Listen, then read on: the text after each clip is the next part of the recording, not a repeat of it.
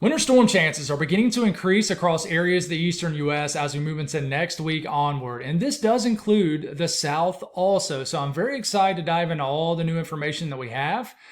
There's two specific time frames that we're going to speak on, and we'll do that. We'll go over all the individual model runs that we have first, and that's going to get everybody excited, hyped up, including myself. You guys know I love talking about winter weather, but just remember this is not a forecast, but it does support the pattern that we're entering. And speaking of the pattern, we'll dive into that also. That'll be kind of what we nerd out with you guys a little bit, discuss the energy in the atmosphere, troughs, things like that. So my name is Mitch. Good Friday evening. I hope you guys are doing well out there. Subscribe if you haven't, like the video if you like it.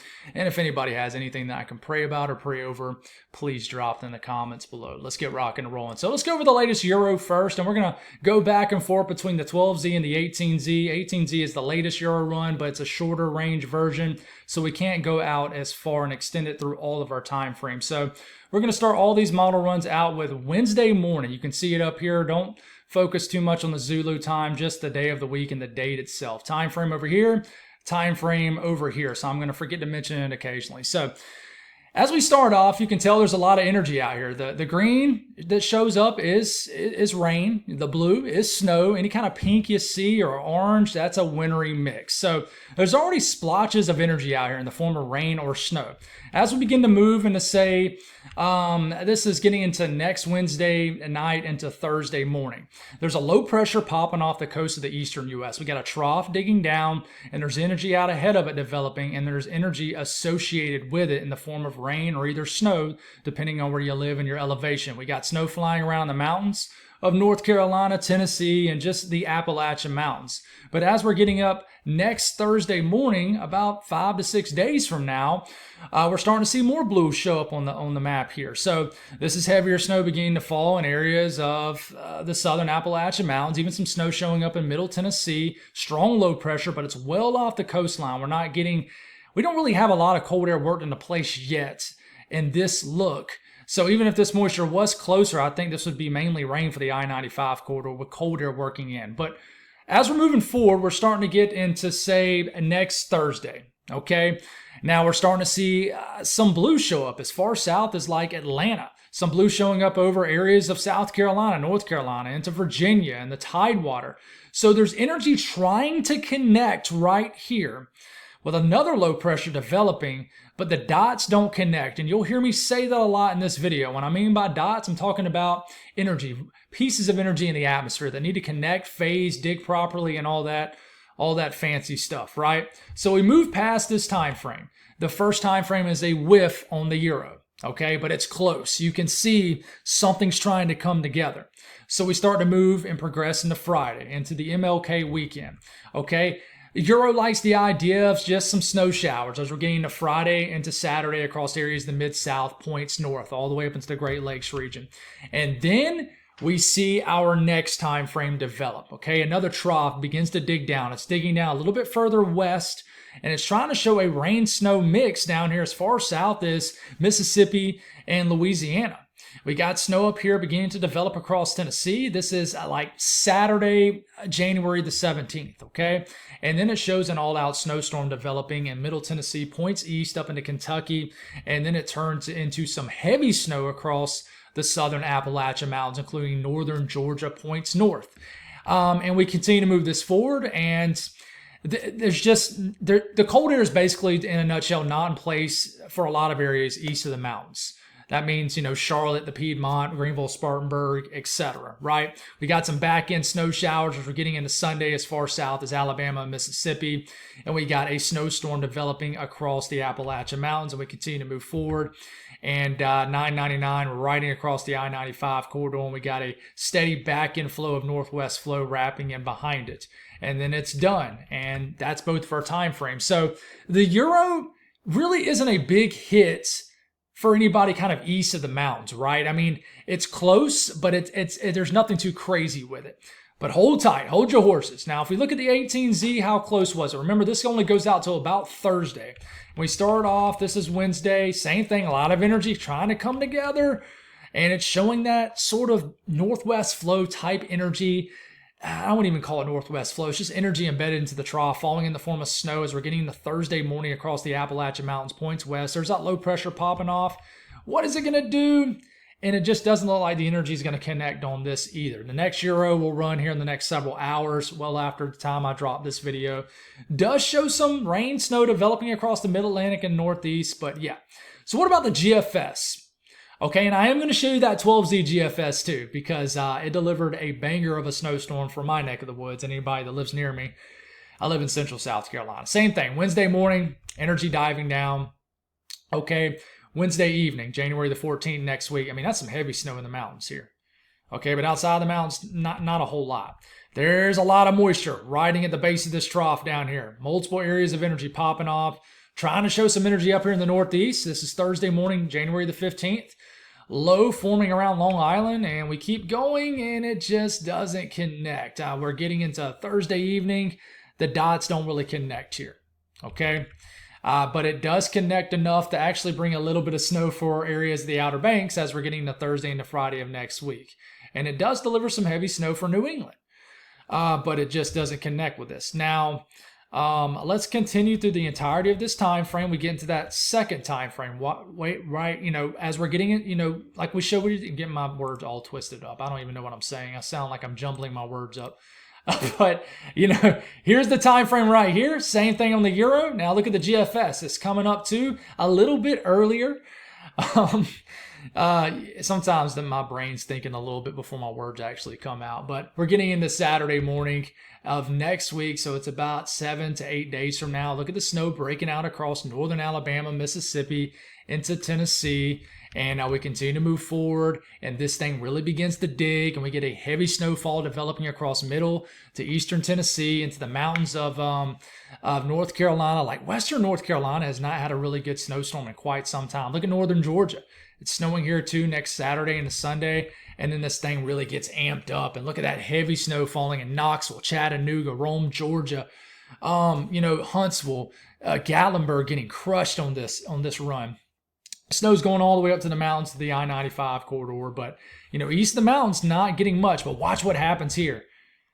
The cold crashes down to the moisture, and all of a sudden it begins to snow in Charlotte. It's snowing in Raleigh. Does it get all the way to Columbia? It doesn't look like it, but it looks like it's going to whiff everybody east of the mountains, and then bang, starts to snow, and snow heavily across areas of North Carolina. And even look in the PD of South Carolina, it's snowing. All the way into the eastern plains of North Carolina, and then it's done. Okay, so what about that run earlier? I think I'm going to show it to you, just to show it. Look what kind of bone it threw your boy here. We get into Wednesday, we get into Thursday. Look what it did for you. This is Thursday morning, January the 15th. It delivered a snowstorm over my house. It gave me about 4 to 5 inches of snow. I was happy for a few hours. I knew it was going to disappear, and sure enough, it did. And I'm going to explain why it did when I geek out with you guys a little bit and explain why we get these wild model runs. And you might think, well, why do they do that? I mean, nothing's reliable. Folks, this is totally normal. It's totally normal to get wild runs, just run-to-run changes like that. Now, if we start to get that and we get really, really close to the storm system, that throws up a lot of red flags. But the GFS earlier this afternoon on the run, not the current one, the old one, delivered one heck of a snowstorm across the Carolinas. And it was beautiful to see. And in fact, it delivered a blizzard for the Outer Banks. And then it turned around and hit the southeast again and delivered my neck of the woods some more snow, areas east of the mountains. Yeah, so I just wanted to show you that just for some excitement, just for glory on the eyes there. Now the Canadian model run, same thing. This comes down. It's a whiff on the first time frame, just some mountain snow, and it just doesn't connect. Let's not give up on that. But it's a whiff. The Canadian model run really wants to drop an Arctic boundary here and dig it too far west, but it really delivers a ton of snow for Arkansas, getting into western Tennessee, and then it delivers a winter storm across the western deep south, the mid-south. Look at this, it's getting into next Sunday. This is MLK Day, and look at this gigantic winter storm sweeping across the area. And this shows a lot more ice. Like I said, the Canadian's a bit of an outlier here. It looks kind of weird, but it kind of reminds me of the winter storm the Mid-South got what was it, January of 2024, not too long ago. But man, what you take from this is it shows a winter storm also. Now, what about the Euro AI model run? All right, this one's the newest one. Same thing, we start off Wednesday morning, and then we take it into Wednesday night, into Thursday morning, and just like all the other model runs, it doesn't really connect the dots here. Okay, and remember these AI model runs, when I show you on Weather Bell, they're only going to show you green for precipitation. We'd actually have to look at the temperature profiles and see what's actually falling, and I'll do that here in a second. So this gray right here, for example, this is snow. This gray right here, this is rain. I can just look at the 0 degrees Celsius line and tell that it is. But you got a lot of energy off the coastline, but it's not phasing correctly. And you see that green right here on the North Carolina-Tennessee border. That is some heavy northwest flow snow. And then what about our second time frame? Here it comes. It looks just like the Euro and the GFS. And that is delivering, I'm going to show you the snowfall map here in a second. That is delivering a winter storm across areas in Middle Tennessee, maybe even northern Alabama, and then getting into the mountains, maybe even northern Georgia. But the cold air is not in place really across areas east of the mountains into the Carolinas to really deliver much of one for us. Okay, and then it climbs with the coastline. So let's go over some of these individual model runs as far as snowfall. And let's just start off with this, right? So what you'll see here is as we're moving forward, this is the Euro AI model run. If I said something different, I didn't mean to. Latest 18Z. But as you're moving forward, this is how much snow the first time frame gets you. And I mean, it's only really for the mountains, right? What about the second time frame? Boom! You see all that snow pop up over Tennessee, even a little bit into northern Alabama, northern Georgia. But it's really a big storm system for the Mid-South, points north, and the mountains. Okay, western North Carolina, points north, eastern Tennessee. Okay, what about, say, the Euro run? And we're going to have to show you the 12Z. Euro run, this is the first storm system, right? Moving in. It actually throws a little bit of accumulating snow east of the mountains across Virginia, North Carolina, a couple inches. And then this is the second storm system. And it looks just like the Euro AI model run. I mean, you don't expect it to look like perfectly like it, like perfectly aligned, but it's kind of the same snowfall footprint right in this area. Okay, but there is definitely some members off the ensemble that shows snowfall further to the south. And then you look at the latest GFS, kind of the same footprint, except the GFS, crashes the column, gets you a little bit of snow in North Carolina, a very small section of South Carolina, but it likes this area right here.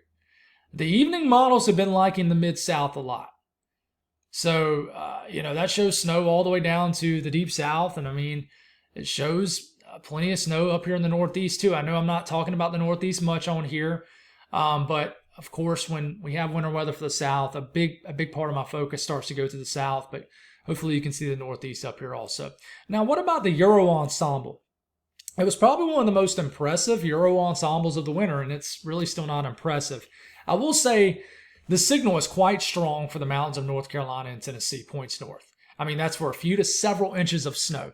But you do have a snowfall mean that's stretching all the way down to Atlanta. I mean, Augusta, Columbia, Charlotte's got a 1-inch snowfall average mean here. And we have a little bit of love back here into Nashville too. And if you look at the individual model runs, I'm not going to pull them up, but there's a couple big dog members. And when I say that, like members that show big time winter storm scenarios that kind of go right up through this area. And I think that's why we kind of have this highlighted region right into here.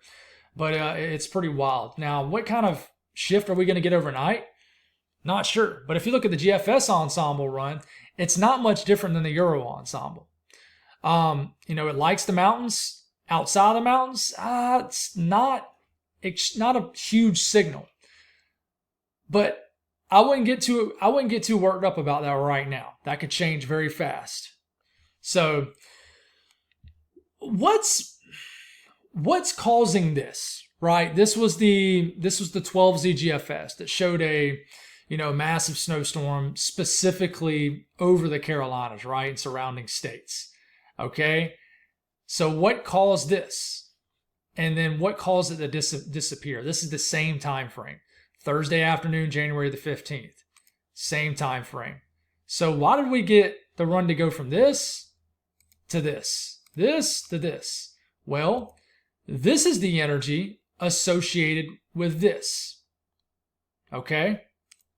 This is the energy associated with the miss. Okay, so energy, this is what it's doing when you get a big snowstorm across the Carolinas. So if you notice, I'm going to draw on this. If you notice, this is digging further to the south and west. It's a little bit held back, and it's also just digging further to the south. Okay?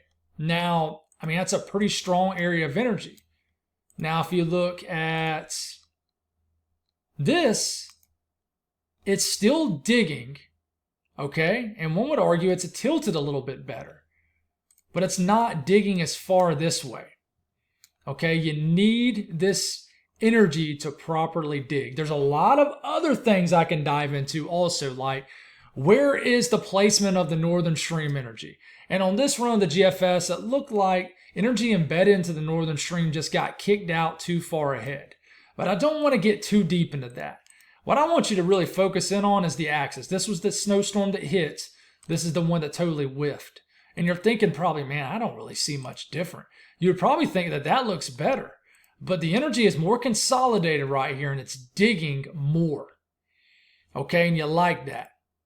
Okay, and another way you can look at it is this.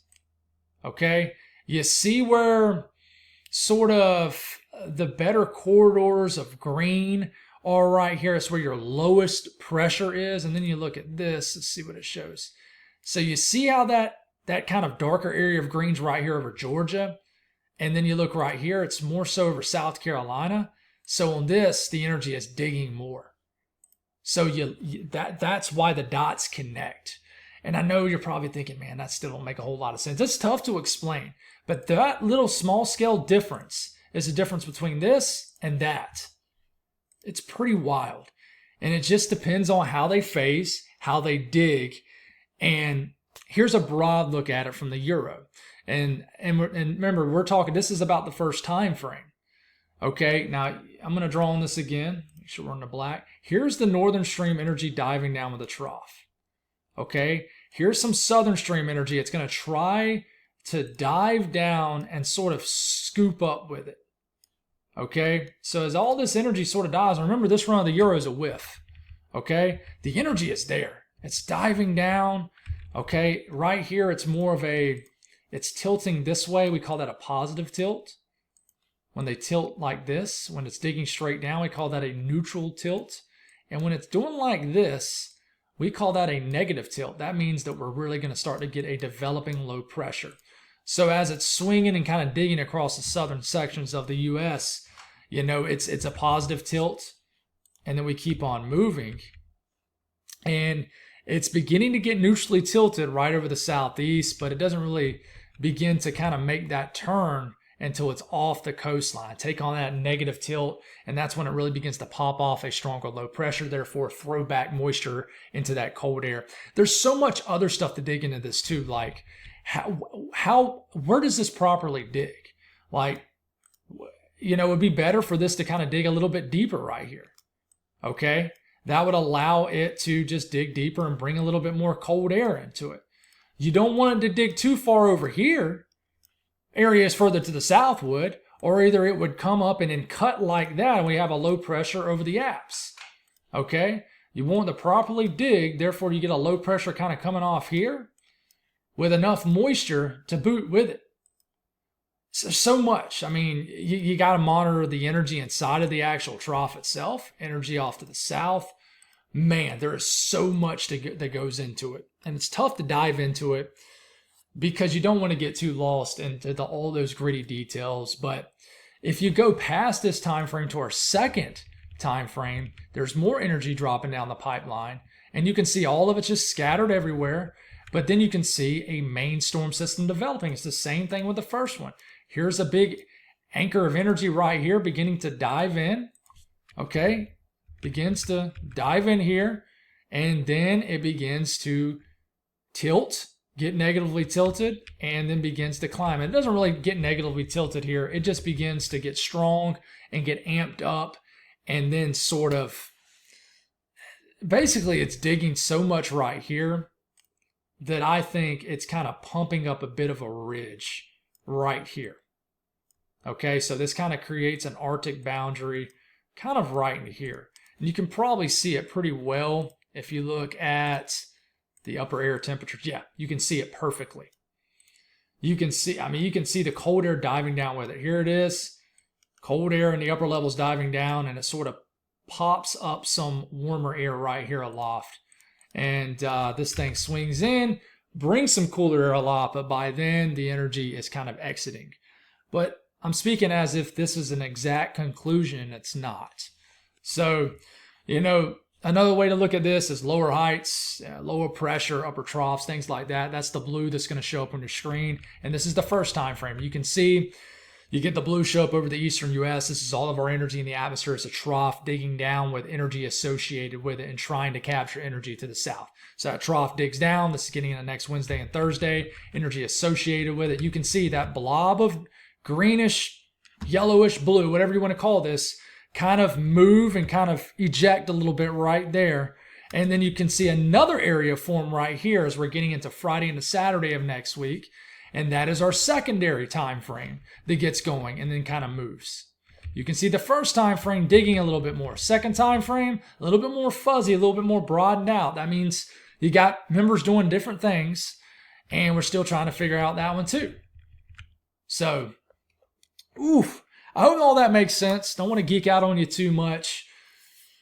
But man, there's a lot of pieces to this. I really recommend you guys who are big time winter weather fans and live in the Southeast joining Southern Weather. Type in southernwx.com. It's a great weather forum. It's a great place to learn. You can learn a lot about what we call the H5, the upper level pattern, how we need, all this, all this stuff right here to connect correctly. It's tough to understand, but just know that this is our storm system right here. We just need to connect the dots, and then here comes another one right behind it. Okay, that is what's bringing all these crazy model runs right here. Energy, barely can see it right here. First energy, second area of energy, and there could be areas in between that too. So we're full steam ahead, guys, and tracking. It's going to be some fun times ahead. We're going to figure it out, and we'll see what happens. God bless all y'all. We'll do it again tomorrow morning. We'll see what the overnight model runs do. And that's what that was. I thought I heard that earlier. I got a stink bug behind me. So look at him crawling up. God bless all y'all. Have a wonderful night. We'll talk again soon.